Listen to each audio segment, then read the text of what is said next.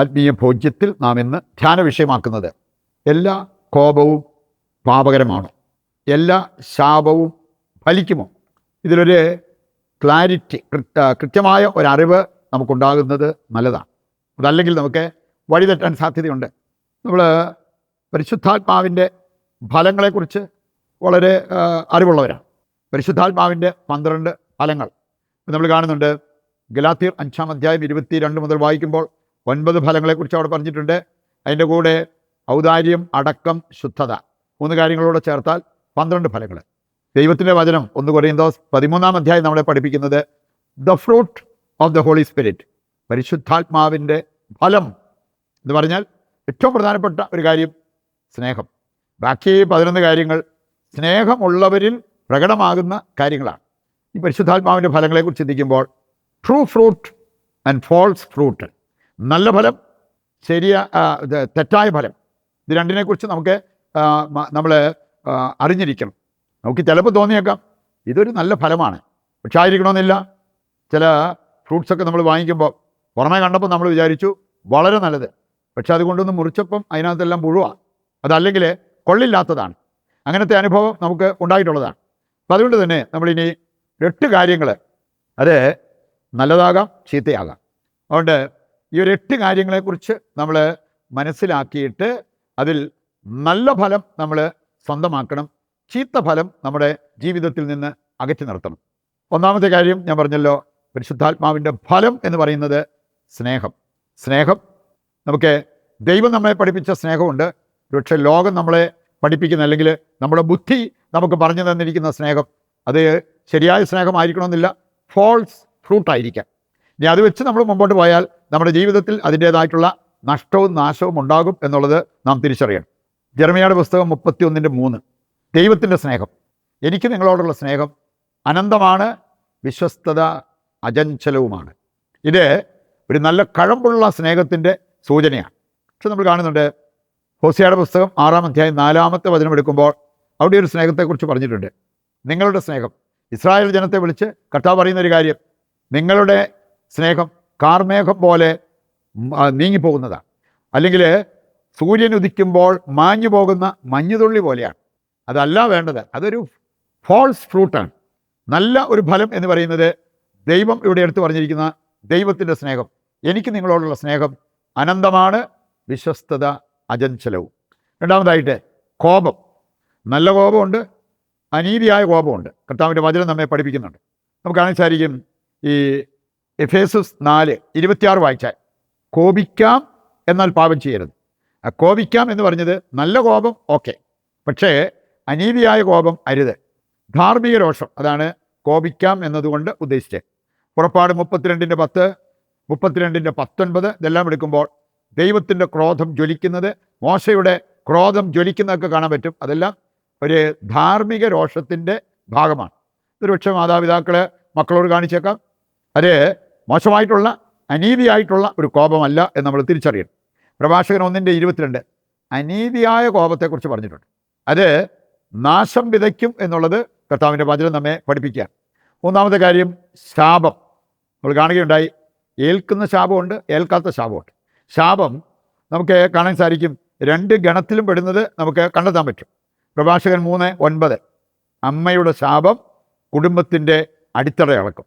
സുഭാഷിതങ്ങൾ 26:2 വായിച്ചാൽ അകാരണമായ ശാപം ഏൽക്കത്തില്ല.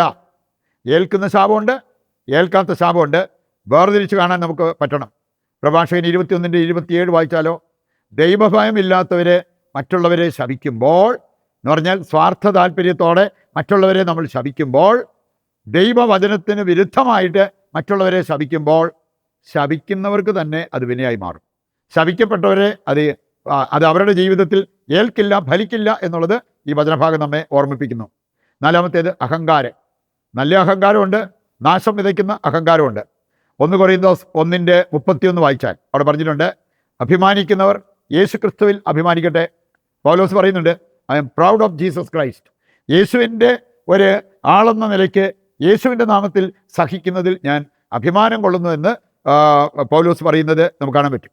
ഫിലിപ്പിയർ 2:3 മുതൽ വായിച്ചാൽ ദുരഭിമാനം. ദുരഭിമാനത്തോടെ ഒരു കാര്യവും നമ്മൾ ചെയ്യരുത്, നാശം വിതയ്ക്കും എന്നുള്ളത് കർത്താവിൻ്റെ വചനം നമ്മെ പഠിപ്പിക്കുന്നുണ്ട്.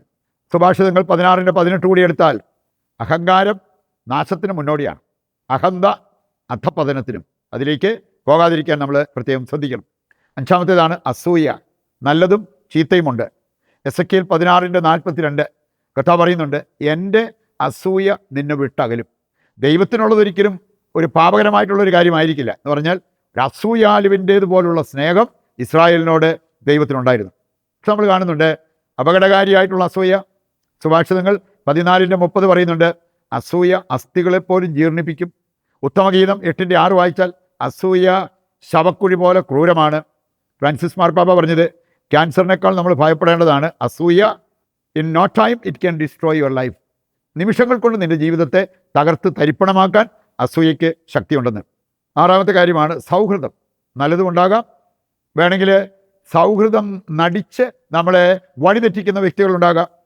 പ്രഭാഷകൻ 6:14 മുതൽ വായിച്ചാൽ നല്ല സൗഹൃദം ജീവാമൃതം പോലെയാണ്. 6:8 വായിച്ചാൽ സൗകര്യം നോക്കി സൗഹൃദം നടിച്ച് വഴിതെറ്റിക്കുന്ന വ്യക്തികളുണ്ടാകാം. വേർതിരിച്ച് കാണാനുള്ള വിവേകം നമുക്കുണ്ടാകണം.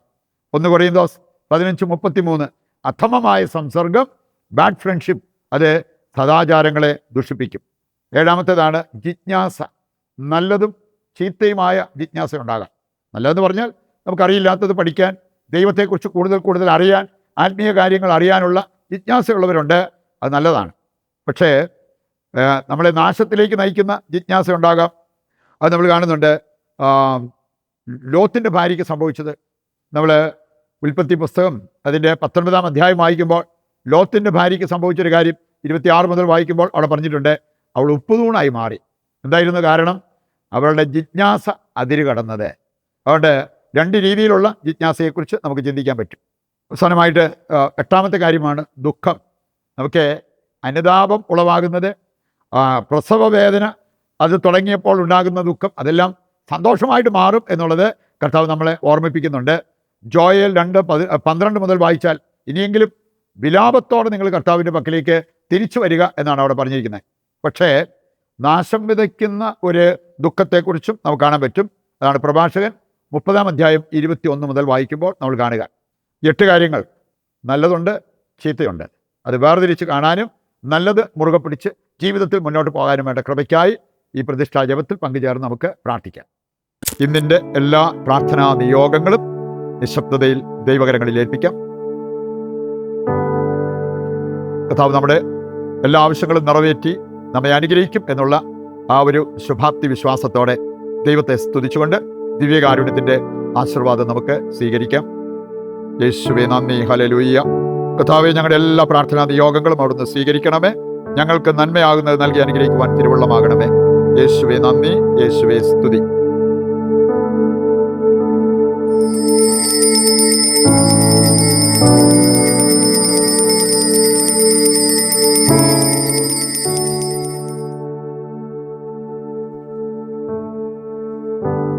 മറ്റൊരു എപ്പിസോഡുമായി നാളെ വീണ്ടും നമുക്ക് ഒന്നിക്കാം. ദൈവം നിങ്ങളെ സമൃദ്ധമായി അനുഗ്രഹിക്കട്ടെ.